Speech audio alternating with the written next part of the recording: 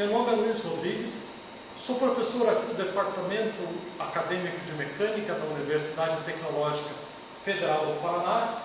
Na verdade, eu sou coordenador aqui do curso de Engenharia Mecatrônica, que está vinculado aos cursos departamentos de Eletrônica e de Mecânica, mas eu também dou aula no curso de Engenharia Mecânica. E essa aqui é o laboratório chamado Laboratório de Automação e Sistemas Inteligentes de Manufatura. O que nós temos aqui é uma célula de manufatura que permite que nós façamos a usinagem de diferentes peças. Então você pode ver aqui em cima da mesa diferentes peças. Na verdade, a maioria delas peças de um jogo de xadrez. Nós temos a disciplina em que os alunos precisam desenhar as peças e produzi-las aqui nessa célula de manufatura. O que nós vamos mostrar hoje é apenas o funcionamento geral da célula, mas tudo isso que vocês estão vendo aqui em cima da mesa e muito mais foi feito por alunos aqui dentro. Este laboratório, essa célula de manufatura, ela é multidisciplinar. Diferentes alunos de diferentes engenharias podem frequentar e se divertir aqui. O objetivo é que você veja, se você é um aluno de segundo grau, que você se motive a vir estudar aqui conosco. Se você é um aluno da engenharia, que você tenha a oportunidade de conhecer uma célula de manufatura. E se você já é um engenheiro formado, que você possa se reciclar e ter o conhecimento de uma ferramenta tão importante e que muitas vezes engenheiros mecânicos e mesmo de controle e automação, mecatrônicos, não têm um domínio absoluto. Existem muitas coisas, muitos detalhezinhos que escapam.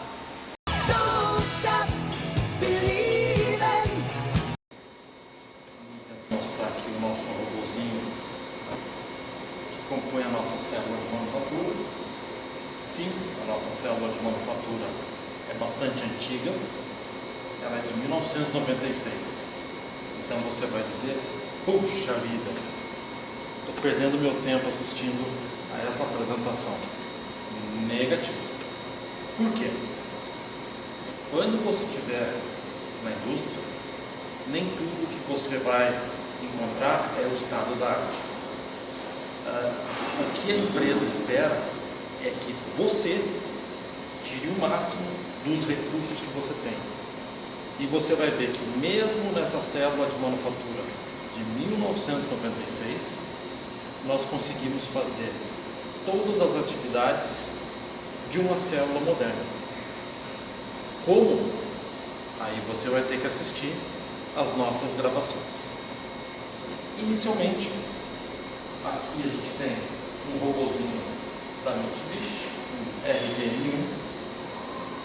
Por que não um outro robô da ABB, da Fanuc, da Kuka? Porque ninguém nunca fez uma parceria conosco e nós nunca tivemos os recursos para comprar um outro robô mais moderno. Existe algum problema nisso? Nenhum. Por quê? Porque cada fabricante de robô, ele faz a sua própria linguagem de programação. Então, o programa que você faz para um determinado robô não é válido para outro robô, de outro fabricante. Consequentemente, você tem duas alternativas. Você adquire um software que faça a programação deste robô, ou você aprende como programar. Vamos aprender a programar? O robô ele é constituído de 3 partes. O braço, ok? O teaching box, alguns chamam de teaching box, teaching pedant, e o painel de controle. Tá?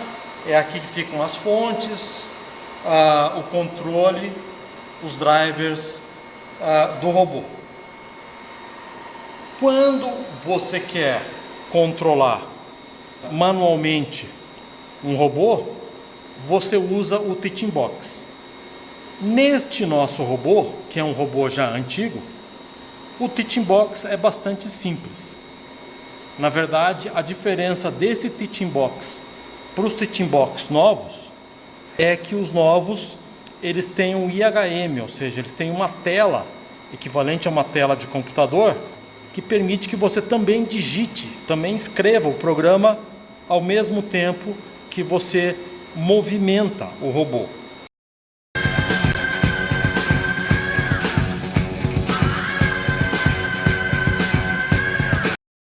Para nós programarmos o robô, nós precisamos fazer duas coisas: gravar as posições que o robô vai executar e gerar o programa que vai utilizar essas posições, vai visitar essas posições, e você controla neste programa como esse processo de visita aos pontos gravados, como isso vai acontecer.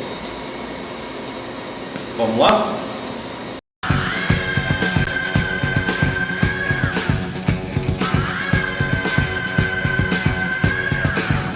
Por experiência própria, é até interessante que o Teaching Box seja simples deste jeito.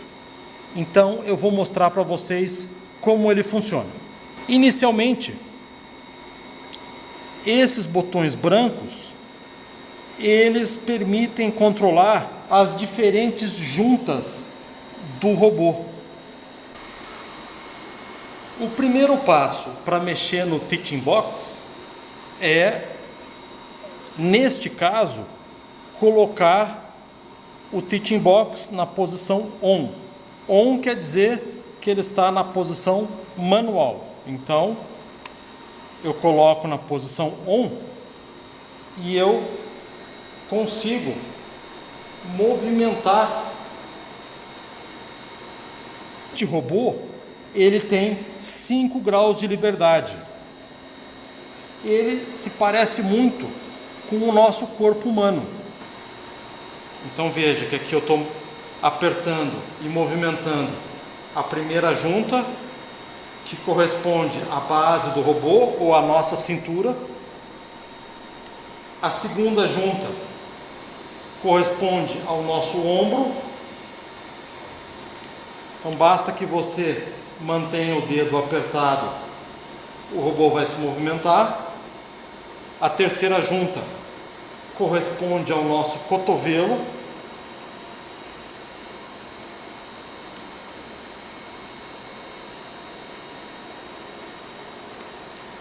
Essas 3 primeiras juntas, elas são usadas na programação do robô para posicionar o robô numa determinada posição.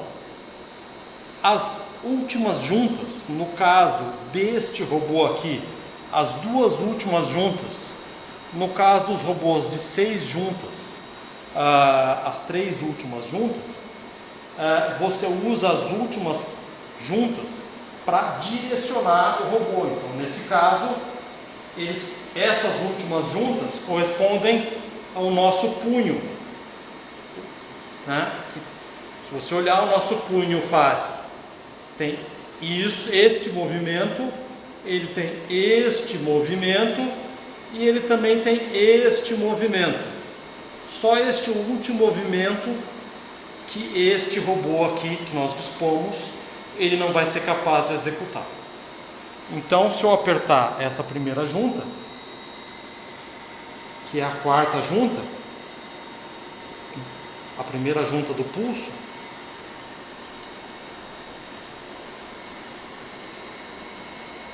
ele vai fazer este movimento do pulso, e se eu apertar aqui o R, ele vai fazer a rotação do pulso.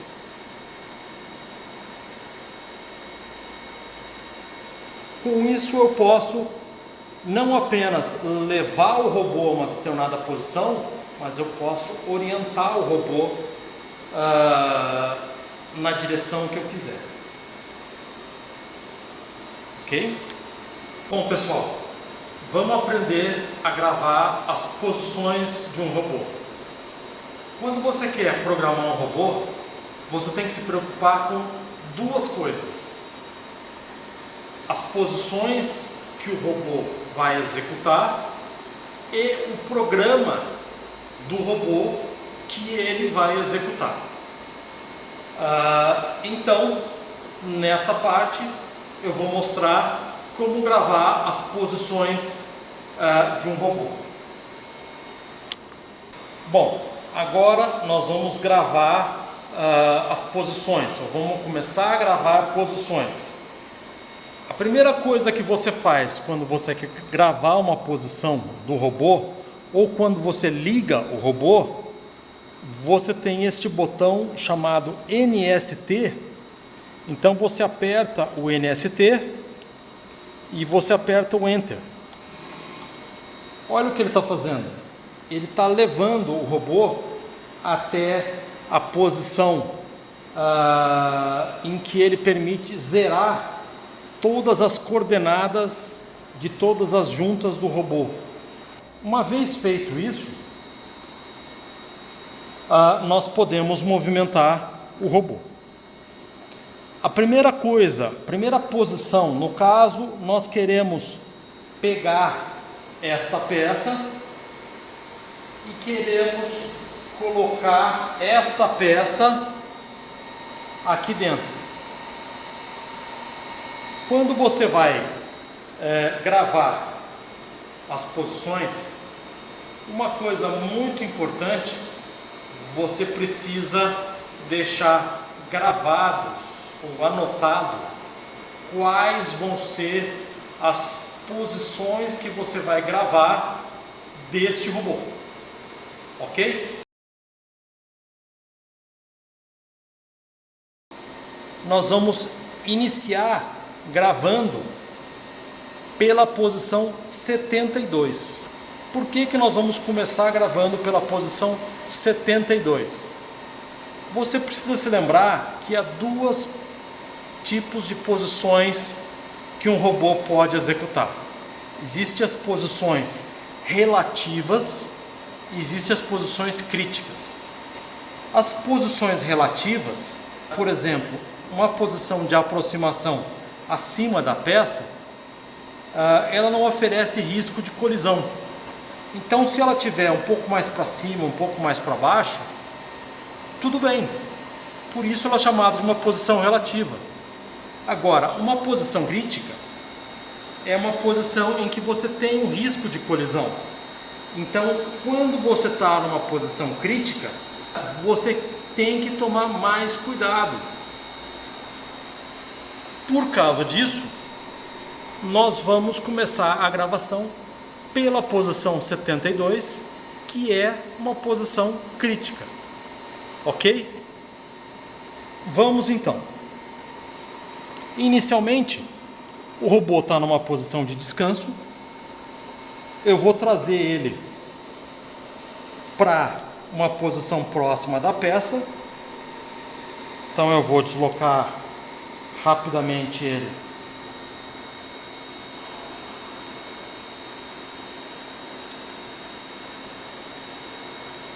sem muita preocupação.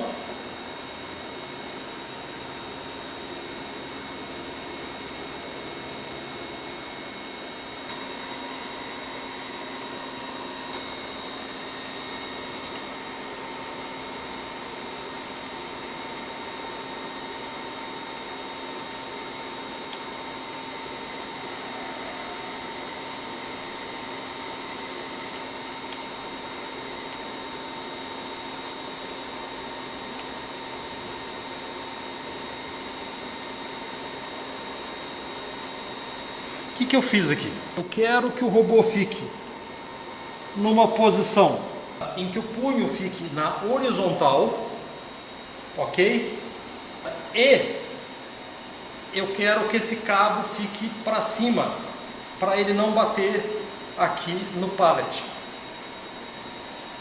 A partir daí, se você olhar aqui no Teaching Box, ele tem dois botões. Quando você liga o robô, ele automaticamente é ligado nessa posição PTP, que quer dizer Point to Point, ou seja, você movimenta uma junta por vez. Mas se eu apertar esse botão XYZ, e é o que eu vou fazer agora, XYZ, então eu apertei o XYZ e o Enter, a partir de agora, então você vê aqui escrito, ele também tem escrito XYZ. Então esses botões aqui, esses três botões, ou essas três fileiras de botões, permitem que eu movimente o robô nas posições XYZ, onde o eixo X é o sentido do meu dedo, o eixo Y é este novo sentido do meu dedo e o eixo Z é o sentido do meu dedão. Então, X, Y, Z. Então vamos ver isso? Se eu apertar o X-, olha só o que vai acontecer. O robô inclusive se move bem mais lentamente. Ele está movimentando várias juntas por vez e ele está se deslocando neste sentido. E eu quero que ele fique mais ou menos na direção da peça. Na sequência, eu vou levar ele para cima da peça e vou baixá-lo. Até essa altura, eu não estou muito preocupado com a precisão. Eu simplesmente estou abaixando a peça.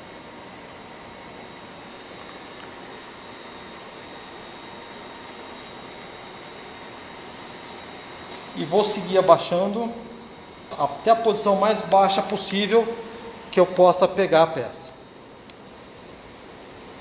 Agora eu vou começar a testar se essa posição está boa ou não. Deixa eu examinar. Eu estou examinando a peça por cima e estou vendo que ela está um pouco recuada demais. Tá? Então eu vou avançar ela um pouco neste sentido aqui. Vou fazer alguns ajustes aqui no eixo Y e no eixo X até eu ficar satisfeito. Na sequência, examine aqui, ó, na última fileira branca, você tem os botões O e C. Eles controlam a garra do robô. Se eu apertar o C, eu fechei a garra. Se eu apertar o O, eu abro a garra. O que a gente observou ao fechar a garra e posteriormente abrir a garra? A peça ficou encostando, inclusive forçando essa parte aqui do pallet. Então o robô necessariamente precisa ser um pouco recuado. Recua um pouquinho. Vamos testar de novo. Fechei, abri. Examinei, ó, ele não ficou tão ruim, mas ainda assim, se você examinar, ele está encostando na parede do pallet, então não está bom. Eu vou recuar mais um pouquinho. Também vou trazer um pouquinho, um ajuste no eixo Y.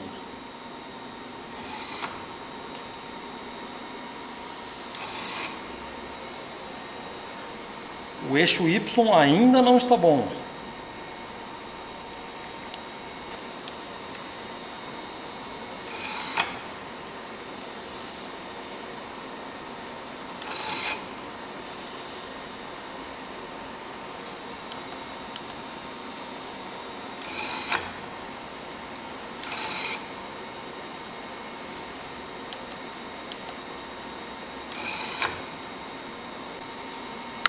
Bom, pessoal, se você examinar a peça por cima, ela está razoavelmente centrada. Na verdade, ela não vai ser... Essa posição é suficiente para que, ao levantar a peça, ela não tenha uma colisão lateral. Se eu fechar a peça e depois abrir, você até vê que ela está se inclinando um pouquinho. Isso me indica que, nesse sentido aqui, esse pulso aqui ele pode ser um pouquinho ajustado. Então eu até posso fazer um ajustezinho.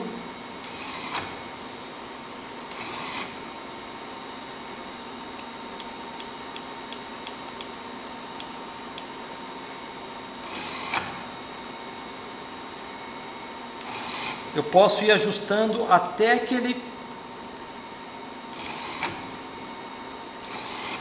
eu considere que ele ficou bom.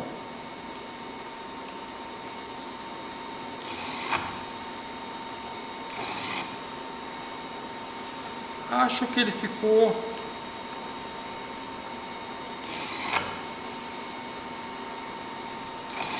Acho que ele ficou aceitável, porque eu também preciso lembrar que essa peça aqui ela foi serrada. Então, a parte de baixo também não está plana. Então, vamos deixar a peça nessa posição.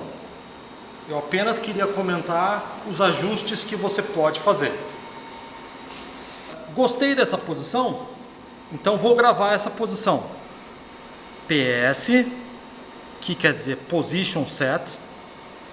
PS 7 2. Enter. Quando aparece o U quer dizer beleza, está gravado. Se eu quiser apagar essa posição, basta eu apertar, ou qualquer outra posição, basta eu apertar o PC e o número da posição. O PC quer dizer Position Clear. Então, no caso, gravamos a posição 72. Por que eu comecei pela posição 72? Porque a partir dela é mais fácil eu gravar todas as outras duas posições que eu vou precisar, mais ou menos associadas a ela. Então, vou gravar a posição 73, que eu vou gravar 4 milímetros ou 5 milímetros, tanto faz. Na verdade, alguns milímetros acima dessa posição 72. Na verdade, o que eu vou fazer? Eu simplesmente vou apertar aqui o botão Z e vou gravar nessa posição PS 73. Aí você vai me perguntar, puxa vida, mas a peça vai cair. Sim, a peça é de latão, não há preocupação em a peça cair. Na verdade, o que eu não quero é que, ao soltar a peça, haja uma colisão, porque essa colisão pode começar a forçar o robô e a sua garra, e isso é ruim para o robô. Então, sempre a posição para soltar uma peça é acima da onde você pega. E foi isso que eu gravei ao gravar essa posição 73.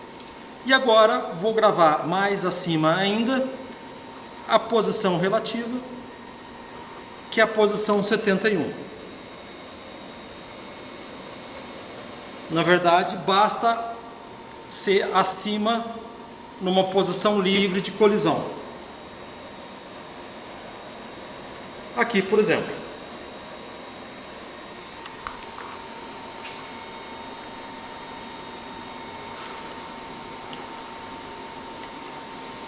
Será que está bom?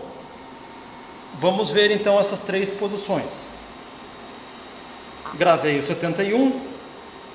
Agora eu posso testar e verificar essas três posições. Se eu apertar o INC e o Enter, o robô vai para a posição seguinte gravada, que é o 72. Se eu apertar o INC Enter, ele vai para a posição seguinte gravada, que é o 73. Se eu apertar o DEC Ent, ele volta para a posição anterior gravada. Se eu apertar o DEC Ent, ele vai para a posição anterior gravada. Então o INC ele vai sempre para a posição posterior gravada e o DEC para a posição anterior gravada. Falei certo? Bom, o que mais que esses botões do lado esquerdo do Teaching Box fazem? Que aqui eu gravo, aqui eu apago as posições. Eu mostrei que aqui eu zero as posições das juntas do robô.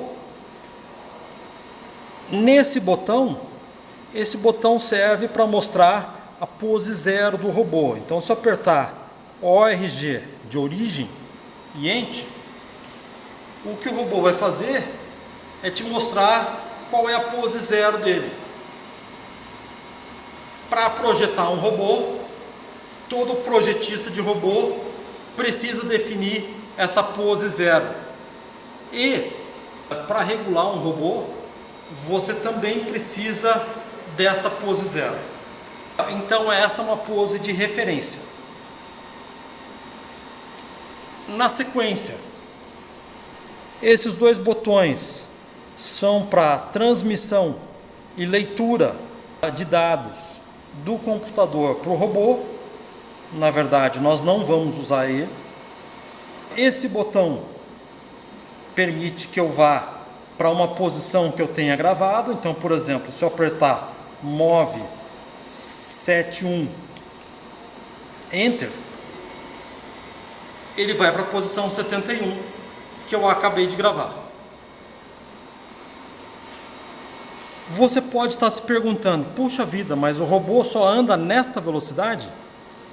Sempre que ele estiver no manual, ele se movimenta devagar, justamente para não colidir com o operador. Então é uma questão de segurança. O que mais que falta eu mostrar aqui? Eu eventualmente posso definir aqui no Tool o comprimento da ferramenta. Quando você compra um robô, você compra o robô até a flange, até aqui. E daqui em diante vem uma ferramenta. O robô pode ser usado para diferentes aplicações. Então você pode definir qual o comprimento dessa ferramenta. Então, no caso, este manipulador, ele já tem o comprimento dele gravado, mas eu posso acoplar alguma outra coisa e, portanto, gravar qual o comprimento desta ferramenta que eu acoplei. Tá? E esse botão Step é um botão que nós não vamos usar. Perfeito? Enquanto você estiver usando o robô, esteja ele na posição manual ou automática, esse é o botão de emergência. Se você apertar, ele automaticamente para o robô, não importa o que o robô esteja fazendo. Ok?